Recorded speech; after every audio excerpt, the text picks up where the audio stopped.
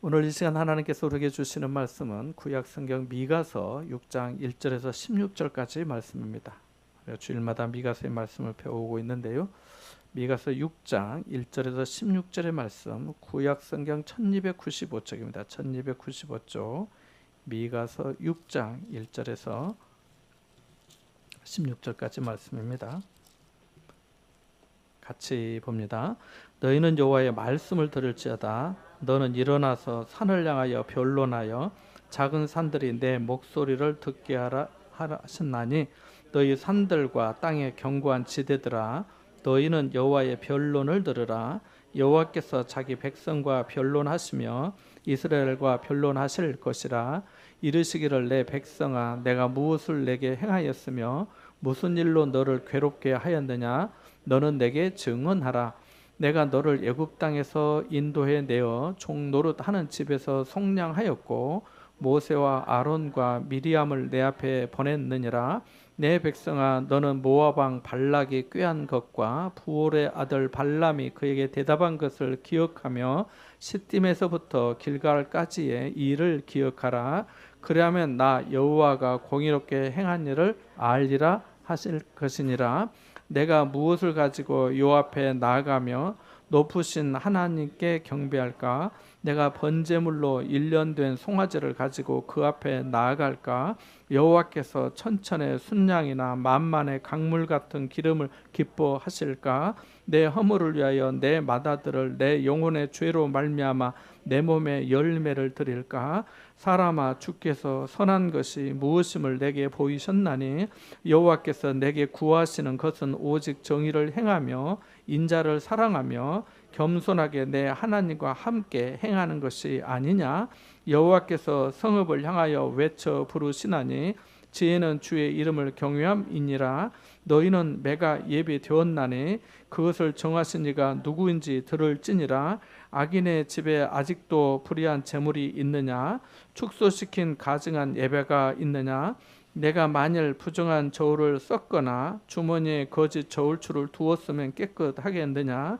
그 부자들은 강포가 가득하였고 그 주민들은 거짓을 말하니 그 혀가 입에서 거짓 되도다. 그러므로 나도 너를 쳐서 병들게 하였으며 내 죄로 말미암아 너를 황폐하게 하였나니 내가 먹어도 배부르지 못하고 항상 속이 빌 것이며 내가 감추어도 보존되지 못하겠고 보존된 것은 내가 칼에 붙일 것이며 네가 씨를 뿌려도 추수하지 못할 것이며 감람 열매를 밟아도 기름을 내 몸에 바르지 못할 것이며 포도를 밟아도 술을 마시지 못하리라.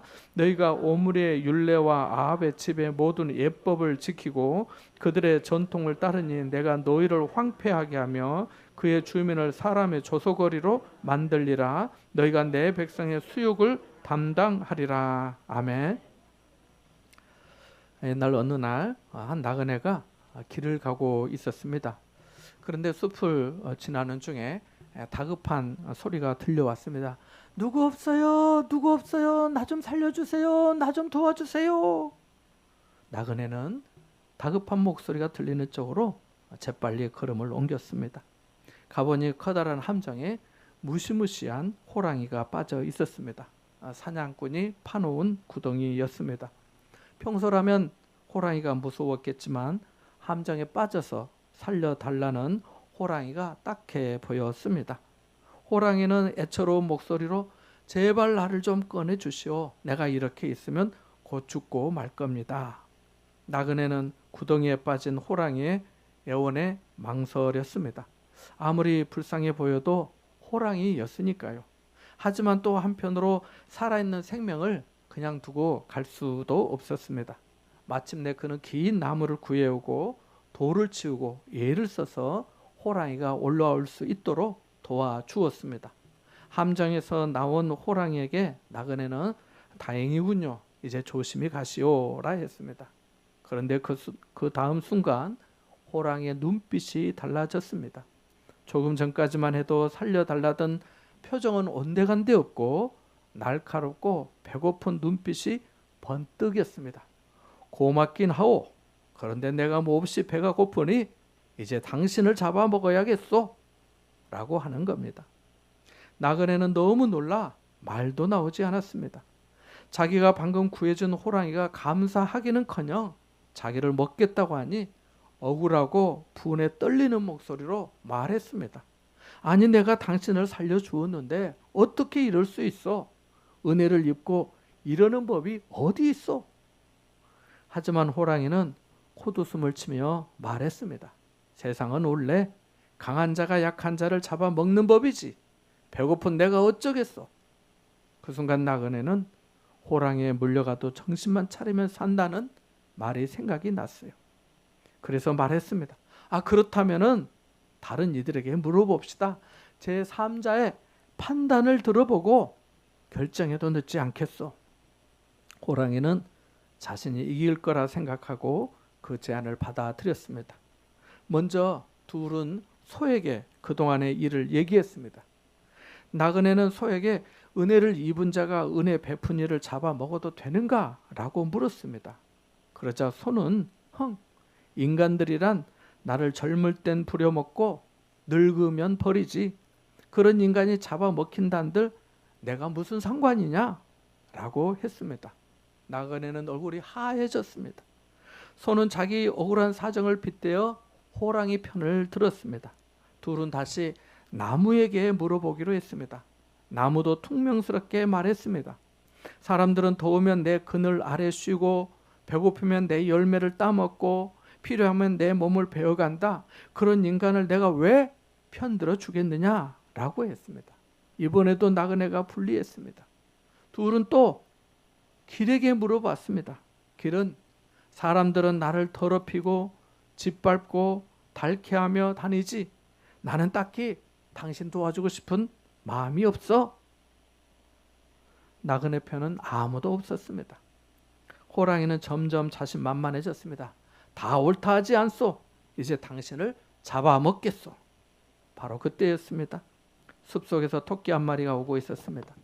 나그네는 마지막 희망이라도 붙잡는 심정으로 토끼를 불렀습니다. 그리고 지금까지 일을 다 얘기했습니다. 토끼는 이야기를 다 듣고 고개를 갸웃갸웃거리면서 말했습니다. 이야기는 다 들었는데 제가 보기엔 좀 이상하네요. 그렇게 큰 호랑이가 정말 저 작은 함정에 빠져 있었다고요? 호랑이는 자존심이 상해서 정말 그랬다니까 라고 했습니다. 토끼는 모른 척하면서 저는 잘 이해가 안 가요. 어떻게 빠져 있었는지 다시 한번 보여주시면 안 될까요? 호랑이는 답답해서 이 멍청한 토끼에게 직접 보여줘야겠군 하면서 성큼성큼 함정 쪽으로 갔습니다. 그리고 스스로 함정으로 들어갔습니다. 그 모습을 보고 토끼가 이제 알겠네요 하면서 토끼는 얼른 함정 위에 걸쳐있던 나무를 치워버렸습니다. 호랑이는 다시 구덩이에 갇히고 말았습니다. 너무 재미없지요.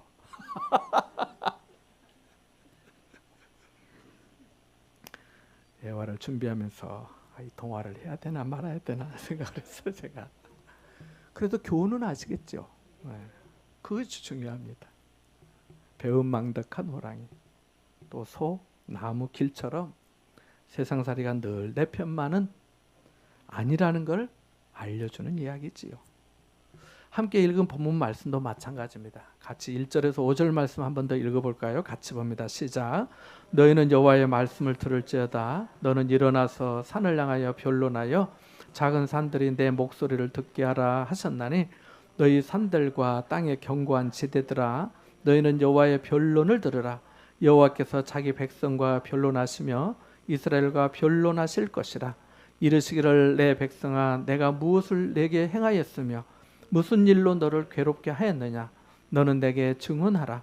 내가 너를 애굽 땅에서 인도에 내어 종대 노릇하는 집에서 속량하였고 모세와 아론과 미리암을 내 앞에 보냈느니라. 내 백성아 너는 모압 발락이 꾀한 것과 부올의 아들 발람이 그에게 대답한 것을 기억하며 시딤에서부터 길갈까지의 일을 기억하라. 그리하면 나 여호와가 공의롭게 행한 일을 알리라 하실 것이니라. 아멘. 3절 말씀 밑줄을 그어놓으시기 바랍니다. 내 백성아 내가 무엇을 네게 행하였으며 무슨 일로 너를 괴롭게 하였느냐. 너는 내게 증언하라는 말씀 말이죠. 자, 1절과 2절은 하나님의 법정을 연상케 합니다. 1절에서 이스라엘 백성들에게 일어나서 산을 향하여 스스로를 변론하라. 작은 산들이 내 목소리를 듣게 하라 하십니다. 2절에서는 산들과 땅을 소환하여서 여호와 하나님의 변론을 들으라고 하십니다. 그러니까 산과 땅이 증인 배심원 재판장이 되어서 양쪽 말을 들어보라 하신 겁니다. 왜 작은 산들, 왜 땅의 견고한 지대들을 하나님이 소환하셨을까요? 그것은 그 자리에 늘 있었고 변치 않기 때문입니다. 그동안의 모든 삶을 보았고 겪었기 때문에, 목격했기 때문에, 증언자가 되기 때문에 불러서 오라 하신 겁니다. 변치 않는 자연을 증인 삼고 배심원 삼고 재판장으로 세우셔서 이스라엘 백성들에게 할 말이 있으면 하라 하시고, 하나님도 자기 입장을 말씀하시겠다고 하셨어요. 자, 그러면 하나님이 어떻게 변론하셨는지, 그 말씀이 맞는 말씀인지 아닌지 한번 들어보겠습니다. 하나님은 본격적인 변론 전에 법정의 상대가 되는 백성들에게 말씀하십니다. 3절 말씀 우리가 읽었는데요. 밑줄을 그라고도 말씀드렸는데, 내 백성아, 내가 무엇을 내게 행하였으며 무슨 일로 너를 괴롭게 하였느냐? 너는 내게 증언하라고 하십니다. 너희가 나를 알았고 믿는다 하였고, 그동안 우리가 함께 하였는데 내가 너에게 무엇을 행하였느냐? 내가 혹시 무슨 일로 너를 괴롭게 한 적이 있느냐? 있다면 산들과 땅 앞에서 말하라고 하십니다. 여러분도 혹시 하나님이 여러분에게 무엇을 어떻게 하셨는지 생각해 보십시오. 혹시 하나님이 무슨 일로 여러분을 괴롭게 하신 적이 있는지 한번 생각해 보세요. 하나님은 3대 사건을 말씀하십니다. 먼저는 4절에서 출애굽 사건을 말씀하십니다. 내가 너를 애굽 땅에서 인도에 내어 종노릇 하는 집에서 속량하였고 모세와 아론과 미리암을 내 앞에 보냈다라고 하십니다. 출애굽 사건은 여러분이 잘 아시는 일이죠. 이스라엘 백성들이 애굽에서 학대받으며 중노동에 시달렸습니다. 게다가 아들을 낳으면 빼앗겨 죽임을 당했습니다. 그 기막힌 고통과 억압에서 자식을 잃는 어머니의 깊은 상처와 고통에서 하나님이 건져 주셨습니다. 모세와 아론과 미리암을 보내셔서 죽지 못해 사는 환경에서 구원해 주셨습니다.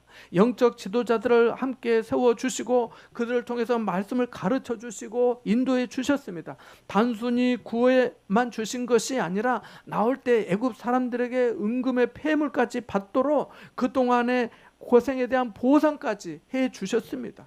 그들은 깊은 애통의 눈물을 닦아주시고 억압과 확대받는 노예에서 자유인이 되게 해 주셨습니다. 이것이 작은 일인가요? 뭐 한 게 있다고 당연하게 여길 일인가요? 지난 목요일에 순천 성가롤로 병원 호스피스 병동에 계신 그 신우식 선교사님, 제가 지난 주일에 지금 중보 기도를 부탁을 드렸는데 병문안하고 왔습니다. 사모님께서 예배를 좀 드려달라 하셔서 같이 함께 예배하고 또 위로의 인사를 전하고 또 몇 분이 모아주신 마음까지 같이 전달했습니다. 더 가서 보니까 선교사님은 육종암 말기 진단을 받으셨고 정말 이렇게 보니까 이 가슴 꽉 한 이 정도 되는 것 같아요. 이 부분에 그 우리 동산의 묘지처럼 볼록 그 종양이 올라와 있었습니다.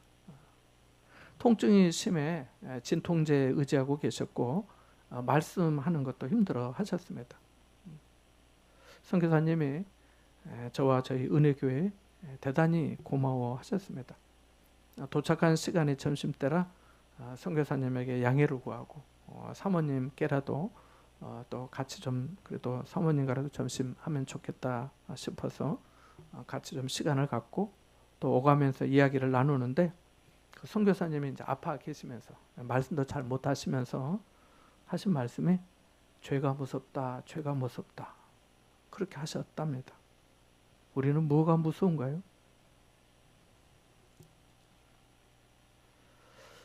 하나님이 우리에게 주신 큰 은혜 중에 가장 큰 은혜가 뭔가요? 우리를 죄의 노예에서 건져주신 거 아닌가요? 죄와 허물로 영원히 죽을 수밖에 없는 저희를 예수 그리스도의 십자가의 보혈로 건져주셨잖아요. 어리석은 자처럼 하나님이 없다 생각하며 살았고 예수 그리스도의 십자가 대속의 은혜를 알지 못하고 살았고 성령의 내주 역사하심도 모르고 내 육신의 소욕대로 살던 인생이었는데 성령을 따라 살도록 은혜 주시고 도전해 주시고 예수의 생명 안에서 평안과 소망을 갖게 해 주셨잖아요. 선한 목자가 되어 주셔서 각기 제 길로 갔던 저희를 십자가의 길로, 생명의 길로, 영생의 길에 서서 걷게 해 주신 거 아닌가요? 다음으로 5절에서 모압 왕 발락이 거짓 선지자 발람의 저주에서 건져주신 일을 말씀하셨습니다. 이 사건은 민수기 22장에 나오는 사건인데요. 모압의 왕 발락이라는 이 사람이 이스라엘 백성들이 오는 것을 보고 두려워해서 이스라엘을 저주하기 위해 당시 말하면 그대로 이루어지는 능력이 있다는 점쟁이, 거짓 선지자라고도 하는데, 이 사람 발람이라는 사람에게 많은 예물을 주고 이스라엘을 저주하려고 했습니다. 그러나 하나님이 막으시고 또 막으셨어요. 그럼에도 불구하고 발람의 길을 나서니까 하나님이 그가 타고 가는 그 나귀를 통해서 역사하셨습니다. 나귀가 가던 길에서 벗어나서 밭으로 들어가고 또 몸을 담에다 대어서 태우고 가는데 담에 대면 어떻게 되겠어요? 발람의 발과 다리 부분이 부딪히지 않겠습니까? 이러니까 발람이 자기 지팡이로 나귀를 3번이나 칩니다. 이때 하나님이 나귀의 입을 통해서 말씀하십니다. 나귀가 말을 해야 할 만큼 발람이 둔했던 거지요. 나귀는 내가 당신에게 무엇을 하였기에 나를 이같이 3번을 때리느냐 라고 합니다. 이래도 못 알아들으니까 하나님의 사자가 직접 발람에게 나타나서 나귀가 나를 보고 이같이 3번을 돌이켜 내 앞에서 피하였느니라. 나귀가 만일 돌이켜 나를 피하지 아니하였다면 내가 벌써 너를 죽이고 나귀는 살렸으리라고 하십니다. 나귀 때문에 산 거지요. 결국 발람은 이스라엘을 저주하려고 부른 모압 왕 발락 앞에서 오히려 이스라엘 백성을 축복합니다. 하나님의 전적인 개입의 역사였습니다. 하나님은 창조주이시며 전능자이십니다. 사람의 마음을 아시고 그 걸음을 주장하십니다. 화를 복으로 바꾸시고 사막에 강을 내시고 바다 가운데에 길을 내시고 반석에서 샘물 나게 하시는 줄 믿습니다. 세 번째 사건은 5절 하반절인데요. 시딤에서부터 길갈까지 이 일을 말씀하셨습니다. 시딤은 이스라엘 백성들이 모압 여인들과 음행한 곳이기도 하고요. 이스라엘 백성들이 요단강을 건너기 전에 여리고의 정탐꾼 2명을 파송한 곳이 바로 그 시딤입니다. 거기서 보냈어요. 다녀오라고 말입니다. 그리고 길갈은 이스라엘 백성들이 요단강을 건너서 가나안 땅에 들어와서 진을 쳤던 첫 번째 그 자리가 길갈입니다. 어렵고 힘들었던 40년 광야 생활을 마치고 드디어 하나님이 약속하신 젖과 꿀이 흐르는 땅에 도착한 것이지요. 당시 강물이 넘치던 요단강을 무사히 건넌 것도, 길갈에 도착해 진을 친 것도, 거기서 이스라엘 남자들이 할례를 다 받았는데 그럼에도 다 모두 무사한 것도 모두 하나님이 인도해 주시고 지켜주신 은혜입니다. 그러니까 이스라엘 백성들의 출애굽에서부터 가나안 땅 입성까지 하나님의 함께해 주심을 주요 변론으로 하나님이 말씀하신 겁니다. 3대 사건을 말씀하시면서 하나님이 이렇게 변론을 마무리하십니다. 5절 하반절에 보니까 나 여호와가 공의롭게 행한 일을 알리라. 저는 이 구절을 개인적으로 나 여호와가 은혜롭게 너희에게 행한 일을 알리라고 바꾸고 싶습니다. 애굽에서 나온 일도, 광야에서 살 수 있었고 축복받은 것도, 요단강을 건너 길갈에 이르기까지 모두 하나님의 전적인 은혜였기 때문입니다. 생각해보면 애굽에서 나올 때 이스라엘 백성이 자력으로 한 일이 없습니다. 광야에서 자력으로 한 일이 거의 없습니다. 뭐 있습니까? 요단강을 건너는 일도 그렇습니다. 생각해보면 알게 되잖아요. 그래서 우리가 주목할 단어가 있습니다. 5절에 나오는데요. 거기 2단어에 2번 동그라미 하면 좋을 것 같아요. 무슨 단어일까요? 기억하며 기억하라입니다. 기억하며 기억하라. 기억하며 기억하라. 우리가 언제 감사하나요? 당연하게 여길 때인가요? 은혜라고 기억할 때인가요? 우리가 언제 겸손한가요? 내 능력이라 여길 때인가요? 은혜라고 여길 때인가요? 우리가 언제 사랑하나요? 내 사랑이 크다고 생각할 때인가요? 내가 받은 사랑이 크다고 생각될 때인가요? 우리가 언제 기쁜가요? 은혜를 모를 때인가요? 은혜를 알 때인가요? 우리가 언제 공의를 행하나요? 나의 의로움 때문인가요? 하나님이 내게 베푸신 공의를 기억할 때인가요? 우리가 언제 진정한 예배를 드리나요? 나의 열심이 고치될 때인가요? 성령의 충만한 임재 가운데 있을 때인가요? 우리가 무엇을 기억하고 기억해야겠습니까? 자, 그럼 하나님의 변론을 들은 이스라엘 백성의 반응은 어떻게 대답했을까요? 그들은 무슨 생각을 했을까요? 무엇을 증언했을까요? 같이 6절과 7절 말씀 같이 읽어보겠습니다. 6절 7절 같이 봅니다. 시작. 내가 무엇을 가지고 여호와 앞에 나아가며 높으신 하나님께 경배할까? 내가 번제물로 1년 된 송아지를 가지고 그 앞에 나아갈까? 여호와께서 천천의 순양이나 만말의 강물 같은 기름을 기뻐하실까? 내 허물을 위하여 내 맏아들을 내 영혼의 죄로 말미암아 내 몸의 열매를 드릴까? 아멘. 백성들은 하나님의 변론을 듣고 자신들의 죄를 깨닫기보다 하나님이 더 비싼 재물을 요구하시는가 하는 착각에 빠졌습니다. 그들은 자신들이 평소 중요하게 생각했던 예배, 제사를 생각했어요. 그래서 내가 무엇을 가지고 여호와 앞에 나가면 높으신 하나님께 경배할까? 내가 번제물로 1년 된 송아지를 가지고 그 앞에 나아갈까? 천천의 순양이나 만만의 강물 같은 기름을 기뻐하실까? 내 허물을 위하여 내 맏아들을 내 영혼의 죄로 말미암아 내 몸에 열매를 드릴까? 라고 합니다. 들어보면 하나님께 더 좋은 예물을 드리고 싶어하는 것 같습니다. 그러나 그렇지 않습니다. 그들은 오만하고 잘못된 물음을 하였기 때문입니다. 생각해 보실래요? 당시 번제는 이스라엘 백성에게 가장 값비싼 대가를 치르는 제사였습니다. 번제는 말 그대로 불로 태워드리는, 온전히 하나님 앞에 태워드리는 제사였기에 번제를 최고의 예물과 헌신으로 생각했어요. 하나도 남는 것 없이 싹 태워드리잖아요. 그런데 그들은 자신을 번제로 드리려 하기보다는 무엇에 집중하였습니다. 자신이 아니라 다른 무엇에 집중했다는 거예요. 무엇을 드리면 될까를 생각한 자체가 맞지 않지요. 뿐만 아니라 잘 보시면 그 단위가 점점 커지고 있어요. 이것이 그들의 오만입니다. 1년 된 송아지에서 천천의 순양으로 재물의 액수가 확 커집니다. 만만의 강물 같은 기름으로 또 바뀝니다. 더 나아가서 내 맏아들을 드릴까라고 합니다. 내 몸의 열매도 자식을 의미합니다. 당시 몰록신을 섬기는 가나안 땅의 사람들은 극심한 위기 상황에서 가장 소중한 자기 자녀를 불에 태워 바치는 인신제사의 관습이 있었습니다. 이스라엘 백성은 현재 자신들이 아수르의 위협과 침략을 받으면서 상황이 급박하니까 이방신의 제사 방식을 하나님 앞에 말씀드린 겁니다. 사실 1년 된 송아지 한 마리도 바치기 어려운 그 궁박한 형편에서 어떻게 천천의 순양이나 만만의 강물 같은 기름을 준비해 드릴 수 있겠습니까? 몸의 열매인 자식을 드릴 사람이 누가 얼마나 있겠습니까? 모두 하나님 앞에 거짓과 오만을 보인 겁니다. 내가 그렇게 하면 하나님이 받아주실까? 왜 함부로 말을 해요? 하나님을 더 큰 재물과 뇌물을 받아야 화를 푸는 이방신처럼 취급하는 영적인 무지와 타락을 적나라하게 보여주고 있는 겁니다. 그들의 믿음이 극단적으로 왜곡되어 있었어요. 죄에 대한 진정한 회개나 삶의 변화 없이 재물이 모자라서 하나님이 화가 나셨나? 그렇다면 내 자식이라도 바쳐야 하나? 라고 한 거예요.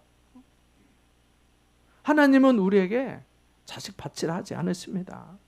대신 당신이 우리 죄를 위해 자기 아들 독생자 예수님을 십자가에 바치셨어요. 그래서 사도 바울이 로마서 8장 32절에 자기 아들을 아끼지 아니하시고 우리 모든 사람을 위하여 내주신 이가 어찌 그 아들과 함께 모든 것을 우리에게 주시지 아니하겠느냐고 한 겁니다. 하나님에 대한 나의 사랑이 아무리 크다 해도 우리를 향하신 하나님의 사랑만큼 못해요. 그 은혜만큼 못해요. 우리는 겸손하고 진실하게 감사하면서 순종하며 주님을 따라야 하는 것뿐이에요. 미가 선지자도 우리에게 권면하잖아요. 8절 말씀을 읽어보겠습니다. 밑줄을 그어놓으세요. 본문에서 가장 중요한 말씀이거든요. 8절 말씀 같이 봅니다. 시작. 사람아, 주께서 선한 것이 무엇임을 내게 보이셨나니 여호와께서 내게 구하시는 것은 오직 정의를 행하며 인자를 사랑하며 겸손하게 내 하나님과 함께 행하는 것이 아니냐 하면, 하나님이 소환하신 산들과 견고한 땅의 법정에서 하나님의 변론에 대한 이스라엘 백성들의 반응은 회개가 아니었습니다. 그들은 지난 과거의 은혜를 잊어버렸고 오히려 교만과 어리석음에서 값비싼 재물로 하나님의 마음을 얻으려 했습니다. 이제 이미 판결이 났습니다. 그러나 하나님은 미가를 통해 다시 권면하십니다. 하나님이 선한 것이 무엇인지 이미 보여주셨다고 합니다.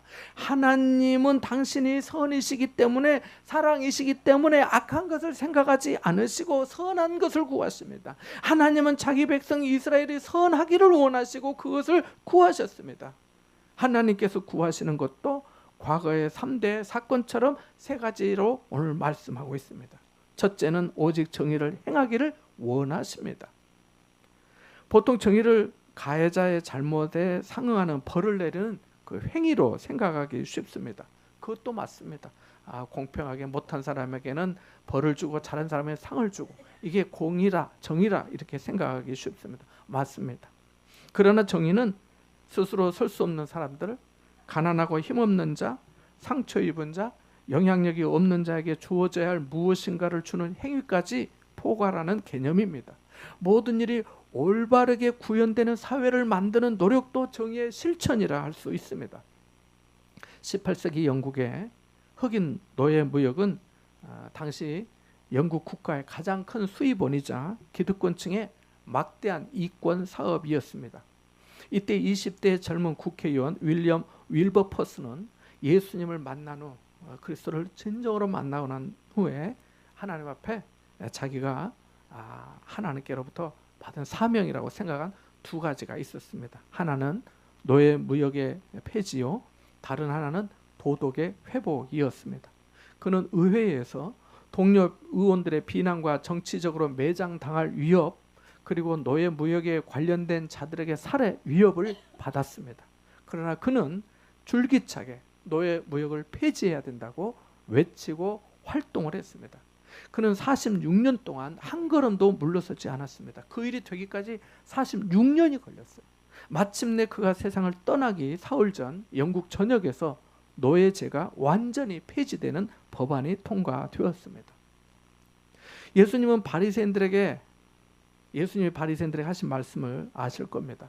화 있을진저 외식하는 서기관들과 바리새인들이여, 너희가 박하와 회양과 근처에 11조는 들이되 율법에 더 중한 바 정의와 긍휼과 믿음은 버렸도다. 그러나 이것도 행하고 저것도 버리지 말아야 할지니라고 하셨습니다. 정의와 공의와 긍휼이 예배가 함께 연결되어 있음을 기억해야겠습니다. 이것도 행하고 저것도 버리지 말라라고 하셨으니까요. 둘째로 인자를 사랑하라 하십니다. 인자는 히브리어로 헤세드를 하는데요. 당시 유대 문화에서 이 단어는 무조건적인 사랑, 무제한적인 사랑, 불굴의 사랑, 끊임없는 사랑, 끈질긴 사랑이라는 그런 뜻입니다. 10절 이후에 보면 불의한 재물, 축소시킨 가증한 에바, 이 에바는 일종의 곡물을 재는 단위를 말하거든요. 우리가 센티미터 또 킬로그램 이렇게 말하는 것처럼 단위를 말합니다. 또 11절에 부정한 저울, 주머니의 거짓 저울주, 이 모두 다 불공정과 탐욕을 의미합니다. 자기 이익을 위해서 남을 속이어서 취하는 거죠. 그러니까 사랑이 아니라 악을 행하는 거죠. 1954년 6.25 전쟁이 막 끝난 때죠. 20대 아일랜드 출신 패트릭 맥글린치 신부, 한국명으로 임피제 신부라고 하는데요. 6.25 전쟁 직후에 찢어지게 가난했던 제주도에 가면 한림이라고 아실 거예요. 한림이라고 있잖아요. 한림. 한림 마을에 맥글린치 신부가 왔습니다. 당시 제주 주민들은 가난과 질병, 또 4.3 사건의 상흔으로 깊은 절망 속에 있었습니다. 맥글린치 신부는 말로만 복음을 전하지 않았습니다. 인천에서 새끼를 뺀 암돼지 한 마리를 가져와서 거기서 키우기 시작했고, 그리고 성 이시돌 목장을 설립했습니다. 돼지 한 마리는 점점 불어났고, 또 선교 후원을 받아서 받은 것으로 중산간 황무지를 구입해서 개간하기 시작했습니다. 그리고 1960년대부터 가난한 사람들에게 돼지 20마리와 초기 사육, 사료 등을 대주고 토지도 분양했습니다. 병원을 세우고 양로원을 만들고 신용협동조합을 만들어서 자립할 수 있도록 도왔습니다. 하나님이 우리에게 요구하시는 인자, 헤세드는 따뜻한 감정만이 아니라 타인의 고통 속으로 들어가 그들의 삶을 일으켜 세우는 헌신적인 사랑을 말합니다. 하나님이 우리에게 오셔서 우리를 이렇게 세우신 것처럼 우리도 그런 삶을 살기를 원하시는 거죠. 우리가 누군가를 한번 찾아보고 위로하고 격려하는 것도 마찬가지 아니겠습니까? 셋째로 겸손하게 하나님과 동행하라고 하십니다. 어떻게 누구와 동행하라고요? 겸손하게 하나님과 동행하라. 겸손하게. 하나님이 어떤 분이신지를 기억할 때 우리는 하나님이 기대하는 사람이 될 수 있습니다. 겸손해야 하나님과 동행할 수 있습니다. 하나님은 교만한 자를 대적하시고 겸손한 자에게 은혜를 주시기 때문입니다. 겸손은 은혜를 알게 합니다. 감사는 겸손에서 나옵니다. 겸손은 낮아짐이기에 자유합니다. 겸손은 자기를 자랑하지 않기에 기쁩니다. 겸손은 자기 무능을 알기에 기도합니다. 겸손은 자기 힘으로 안 되는 줄 알기 때문에 하나님을 더욱 의지합니다. 겸손은 자기 주장이 없기에 순종합니다. 겸손은 모든 것이 주님께로 말미암는 줄 알기에 두려워하지 않습니다. 그리고 겸손은 인내합니다. 구한마을 평민 출신으로 거부가 된 남강 이승훈 선생은 도산 안창호의 연설에 감동을 받고 예수님을 영접하고 민족의 영재를 양성하기 위해서 자기 사비를 털어 오산학교를 설립했습니다. 그는 당시 엄청난 재산가였고 힘 있는 사람이었지만 학교에서는 늘 가장 낮은 자리에서 섬겼습니다. 어느 날 밤에 그가 학교 변소 청소를 하고 있었습니다. 학생들이 그 모습을 보고 깜짝 놀라서 자신들이 교장 선생님 저희가 할게요 라고 했습니다. 당시 변소가 어땠을지 요즘 학생들은 잘 모르겠지요. 어르신들은 잘 아실 겁니다. 남강 선생은 학생들에게 청소는 높은 사람이든 낮은 사람이든 누구나 해야 하는 일이다 라고 하면서 자기가 하겠다고 했습니다. 또 마름과 하인들의 발을 씻겨주면서 그리스도의 겸손을 보여주었습니다. 겸손해야 남도 도울 수 있습니다. 여러분, 우리는 다른 사람이 자신에 대해 좋은 평가를 해주길 원합니다. 그러나 성경은 훨씬 더 중요한 평가가 있다고 말씀합니다. 우리 인생이 거룩하신 하나님의 임재가 있는 법정 안에서 살아가는 시간은 누구나 같기 때문입니다. 사도 바울도 처음에는 자기 신념대로 살았습니다. 다른 사람들의 기대에 부응하려고 무지 애를 썼습니다. 그러나 예수님을 만나고 변화되었습니다. 그리스도 안에서 새로운 피조물이 되었기 때문입니다. 이제 자기가 사는 것이 그리스도라고 말했습니다. 죽는 것도 유익하다고까지 말했습니다. 그는 겸손히 하나님과 통행하며 정의를 행하며 인자를 사랑하며 살았습니다. 날이 무덥지만 하나님이 내게 원하시는 것이 무엇인지 다시 한번 기억하며 한 주간 하나님을 기쁘시게 하는 삶이 되시기를 바랍니다. 겸손히 하나님과 통행하는 날들이 되시기를 바랍니다. 여러분의 선한 사랑의 수고를 하나님께서 반드시 기억해 주실 줄 믿습니다. 하나님의 크신 도우심과 은혜가 여러분과 함께 하시기를 주님의 이름으로 축원합니다. 잠시 말씀을 생각하며 기도하겠습니다.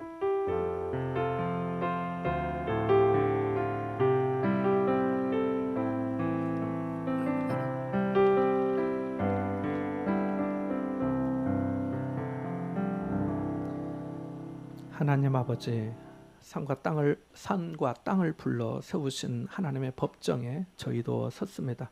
주님, 지난날 저희를 구원하시고 인도하시고 개입하여 은혜 주신 일을 항상 기억하게 하옵소서. 정의를 행하며 인자를 사랑하며 겸손히 하나님과 함께 동행하기를 원하시는 하나님의 소원을 이루어드리는 영광된 삶이 되게 하여 주옵소서. 예수님의 이름으로 기도합나이다. 아멘.